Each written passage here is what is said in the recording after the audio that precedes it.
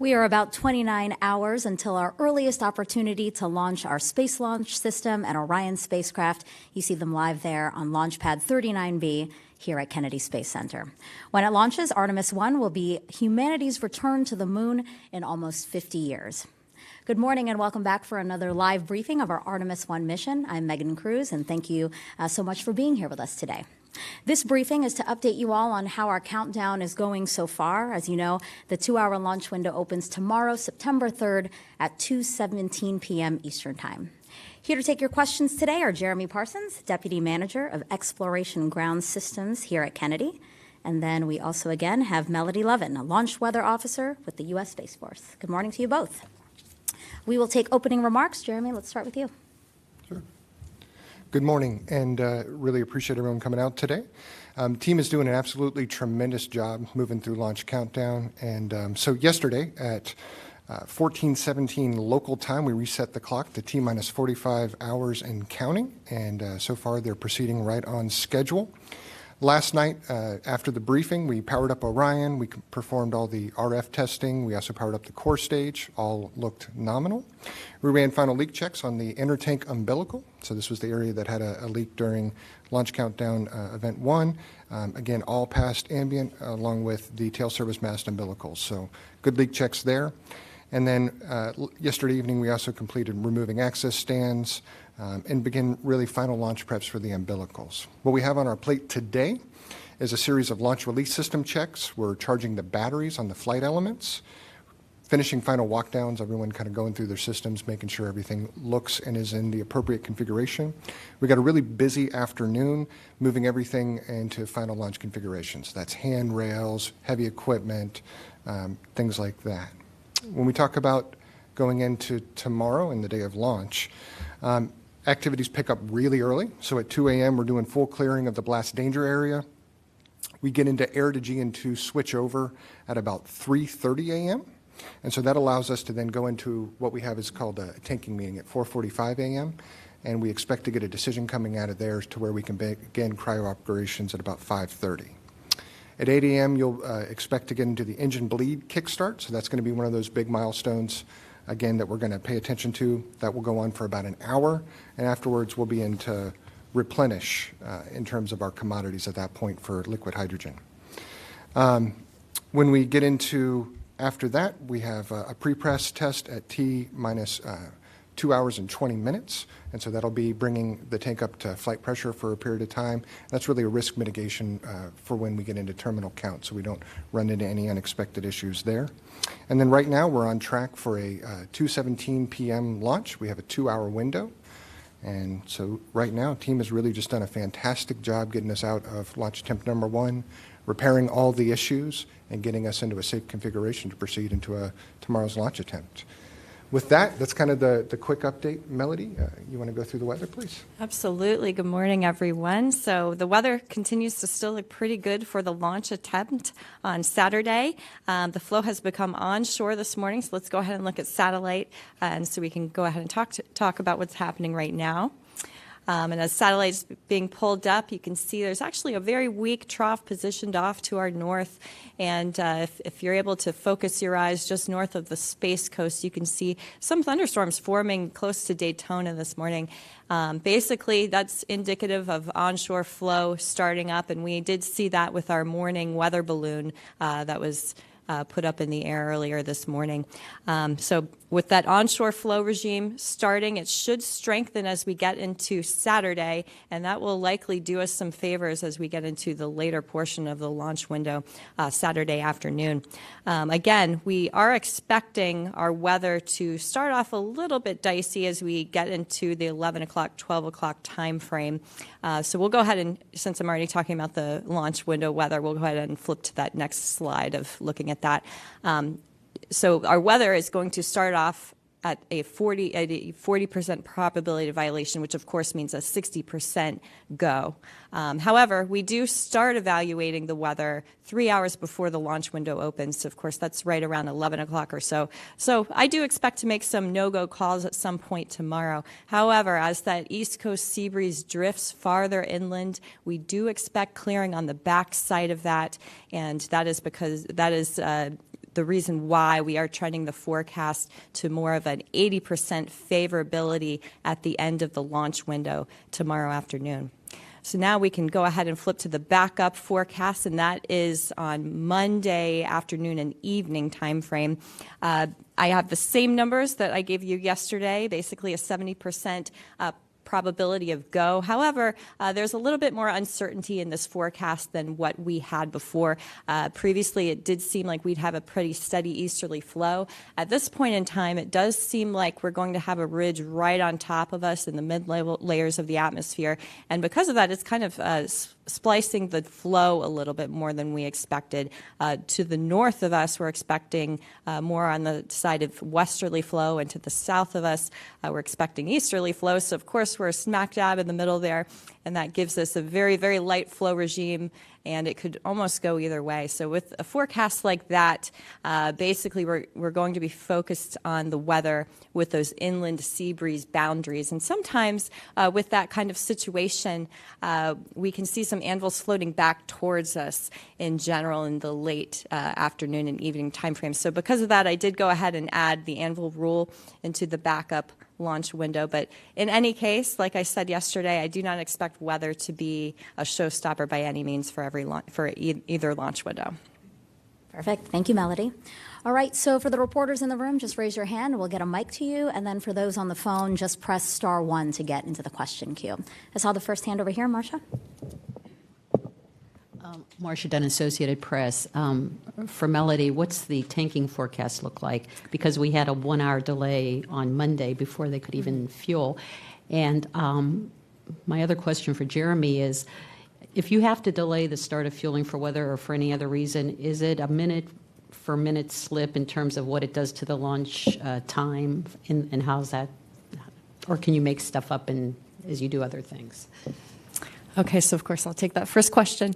Yeah, I'm glad you brought that up. Because we have onshore flow, we could have some showers approaching the coastline, and maybe a crack of thunder and lightning with that.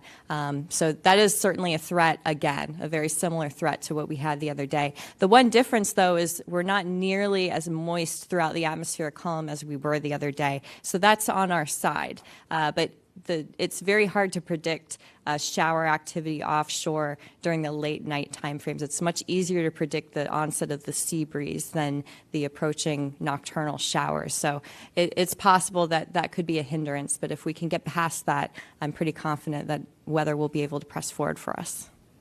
Yeah, and to address your second question, so it's not necessarily going to be it wouldn't be a minute-for-minute slip, and so that's kind of why we want to let the team work through it. They didn't reset the clock until the T-minus 40-minute hold time frame there yesterday. So there's not a lot of margin in the timeline. It's very orchestrated, but they may be able to deal with certain 15-minute delays, 20-minute delays, those sorts of things, and we'll try and make up time as they go through. But I would just say there's not a lot of margin in that timeline. Okay, I'll take the next question here. Stephen Young with Spaceflight Now for Jeremy. After the WDR, you extended some holds to get a little more padding in the schedule, and you've done that again to get the engine bleed, kickstart work in, and pressurize the tank, etc. I'm just wondering if you could give us an idea about the length of the workday for the launch team. When people come in, is it multiple shifts? How does that work? And are there any post-launch traditions that we should expect to see? Will there be beans and maybe a pair of scissors involved? Great question, and really appreciate that. So we're watching the team really closely. It's not one size fits all, right? So some systems, it may be a couple of different folks going through. When you look at some of the leadership, like Charlie or some of our integration console, they're planned for about 12-hour days is really kind of what we're going into right now. If we get into a scrub or at the end of the window, it could go a little bit longer than that. But in general, kind of what we're saying is, 12-hour days is what we're really scheduling them for. We've really been watching the team closely. For example, I'm here this morning so we can give Charlie the morning off, right? And some of the key test conductors and test directors. And so we're just really kind of focused on them. We're talking to them. We're making sure that they feel good and healthy kind of going into tomorrow's attempt and are rested. When you talk about what are some of the celebrations, so we will have beans and cornbread in the Launch Control Center afterwards, and the integration console has all asked Miss Blackwell Thompson to cut their ties afterwards, so pretty excited to see those things. We're also trying to establish a few of our own traditions, and so what you'll see is I'll definitely be wearing a green tie for launch day to show solidarity with some of our launch director and some of the others there. Thank you for that question. Over here. Jim McDade, 1819 News. Melanie, could you please give us an overview of the anvil cloud rule? And so I think a lot of our readers would like to know more about that. Okay. Essentially, I can tell you what the rule is based on, and I can kind of give you an overview of why some of our rules exist at all. So primarily, our rules exist because based on two principles. Number one, you can't fly into an active thunderstorm, right? And then number two, you cannot trigger your own lightning strike. And we've seen that in the past at least twice. So basically, if you think about it, we're sending a charged rod up into the sky. We've done half the work for the atmosphere already. So the anvil rule is just kind of a continuation of that, where basically it's a spread of the electric current possibly along the anvil, extending farther away from the parent thunderstorm.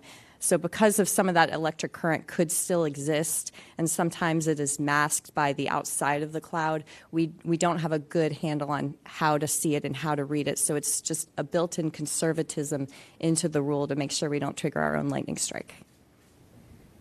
Okay, we'll go to the phones, and then we'll come back here to the room. I see the two hands in the front row.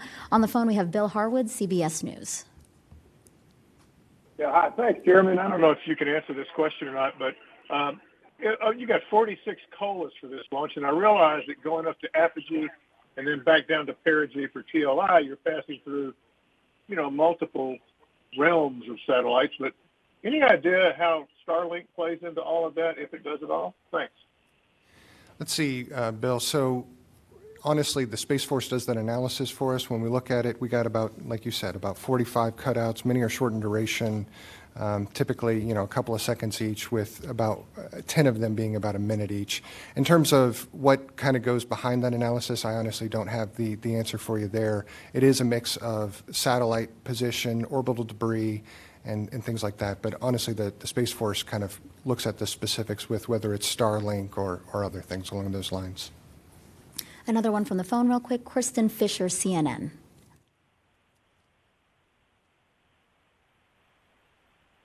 Kristen, are you there? Oh, sorry, guys. Sorry. It took me a minute to get off hold. My apologies. Just wondering if it would be possible to get a update on exactly what the new duration of this mission is going to be. I believe Mike Serafin said yesterday 37 days, but some of our folks at CNN were trying to do the math, and we weren't quite seeing it add up. So could we just get an update on, I believe the first launch attempt, it would have been 42 days. If it goes on Saturday, how long will the mission be? Thank you. Yeah, so as you started kind of doing the count, I think a couple of the things that are relevant there is, do you count the launch day? And so essentially that's probably where you're kind of getting a couple of different durations. And then we're also just a couple hours shy of 38 days, I believe. Right now, if we launch tomorrow afternoon, we would land on October 11th at 11:10 Pacific time. So that kind of gives you the duration, and what we would say is it's approximately 37 days to 38 days, depending on kind of where you choose to draw those lines. Thank you, Jeremy. Okay, here. Smith, spacepolicyonline.com. If you do have to scrub tomorrow, I gather you've got Monday and Tuesday as possibilities. Is that the end? I mean, at that point, do you have to roll back to the VAB because of replacing the battery in the flight termination system, or are you negotiating with the range to see if they could extend that some more, or do you absolutely positively have to go back to the VAB? Yes, ma'am. It's a good question. So right now, it's our flight termination system is the kind of the pacing function for needing to roll back after this launch period. And what it is it's based off retest requirements. So right now, the range says every so many days you need to, prior to launch, you have to test that flight termination system. Right now, we worked with them. We provided data for a little over 20 days since we tested it to launch time. we believe we would need to roll back and retest that system just to meet the range requirements. So right now, after 9/6, we'd roll back, retest. We don't actually have to replace the batteries until the next launch period, but it's a relatively short retest of the flight termination system just to provide confidence to the range that the public will be safe. Follow up, will you be able to recharge the batteries on the 5 accessible CubeSats while you're back in the VAB? So I honestly, I can follow up with you on that one. Typically, what we would do is during power up, we're able to recharge, make sure everything's very good. A number of those will actually be charged up on orbit as well, but I can get you a specific answer on that one because I'm not positive. All right, the front row here.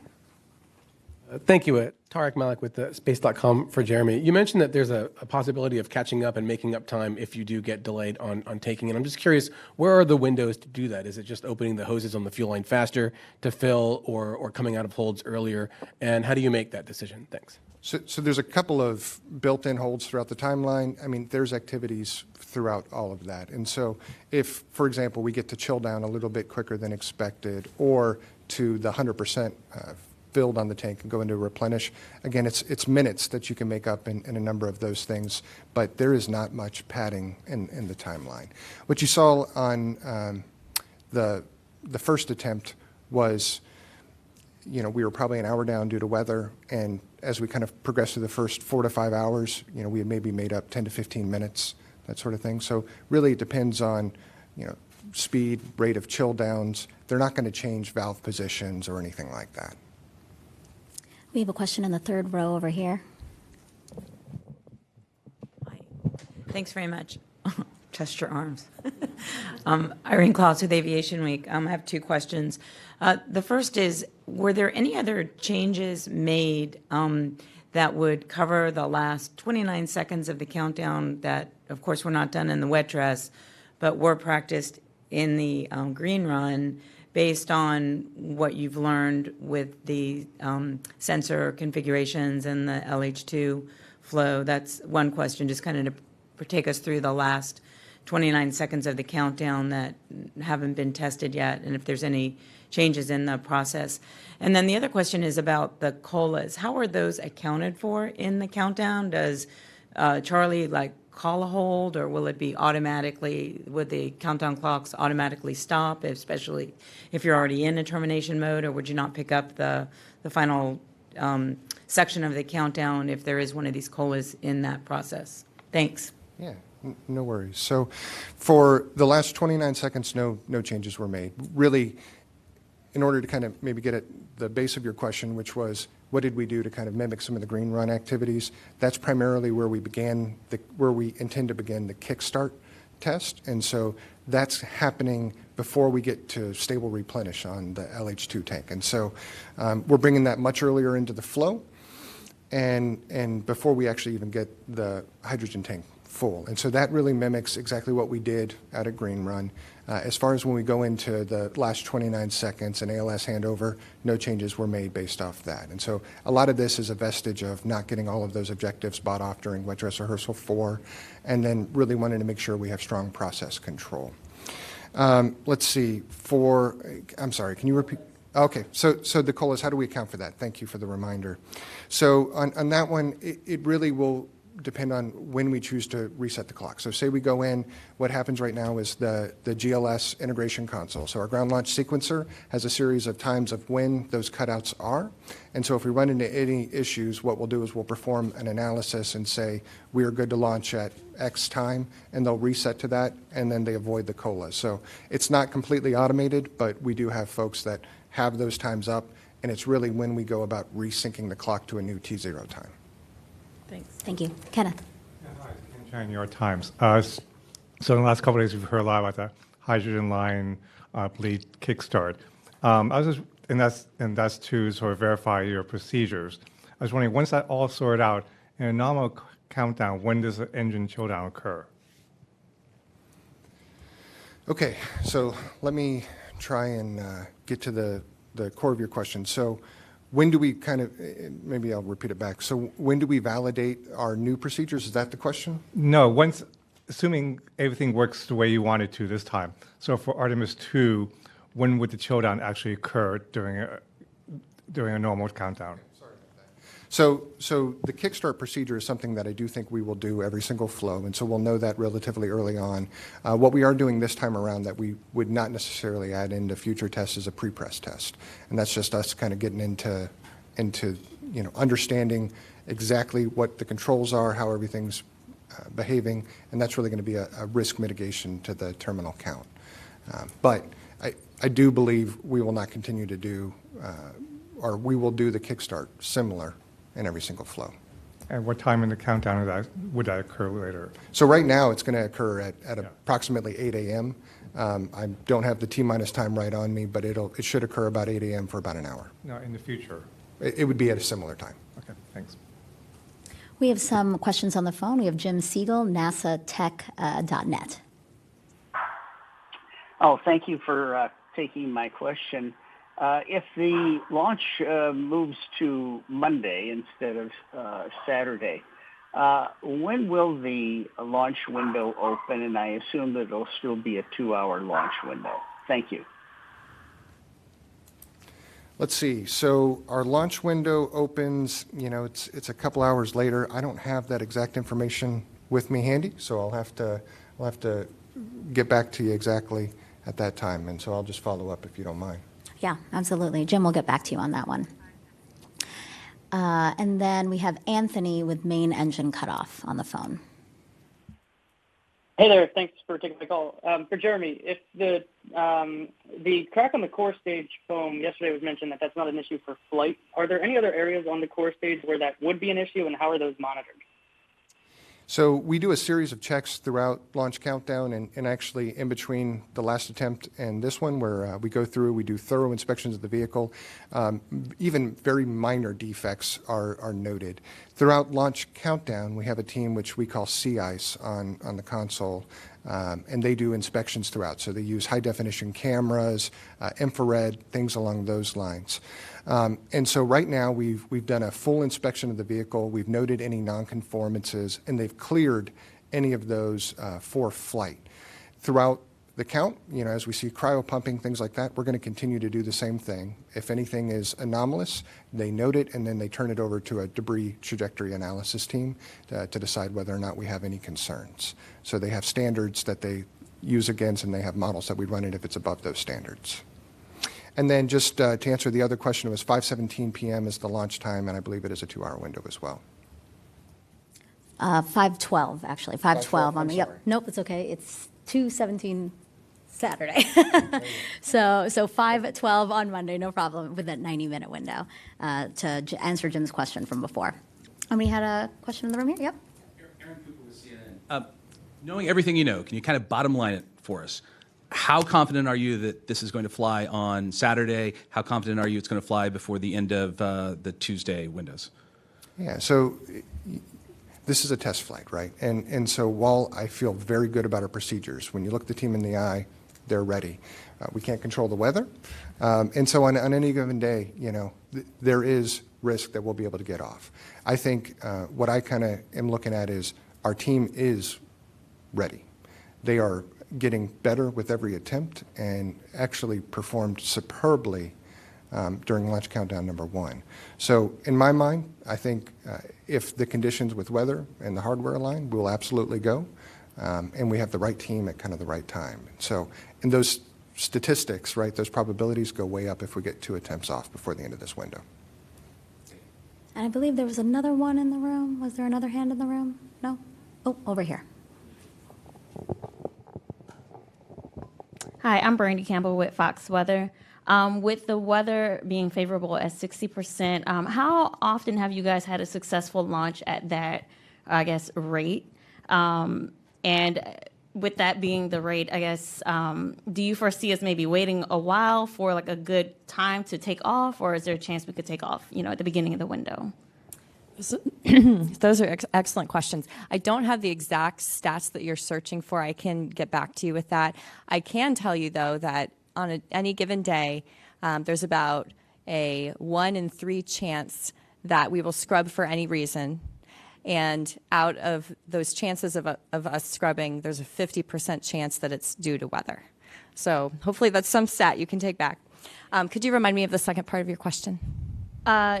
Yes, I was asking, is there a chance that we might have to wait a while for there to be a good opportunity for us to launch throughout that weather, being that it's a 60% chance favorable? It's entirely possible, and that's why I trended the forecast as such I did today, making it worse at the beginning of the window and a little bit more favorable at the end. It really all depends on that sea breeze and whether it moves inland as fast as we are expecting. If we are looking at the balloon data in the morning and that easterly flow is not nearly as established as we were hoping to see, we could run into a situation where we're red a little bit longer than we expect to be. But overall, that sea breeze does tend to win out with easterly flow, regardless of truly how strong it is. Okay, we don't have any other questions on the phone. If we're done here in the room, then I think we can wrap up today's news conference. Again, thank you, Jeremy, Melody, and everyone who asked questions. For more information on Artemis-I, we're going to pull up some resources here on the screen. You can take a look at this website. Also follow us on the social media channels you see there. Coverage of us tanking our moon rocket will begin at 5:45 a.m. Eastern Time tomorrow on NASA TV. And then our live launch coverage will begin at 12:15 p.m. For our Spanish viewers, our Spanish launch broadcast will begin at 1 p.m. We hope you can join us. Thanks so much.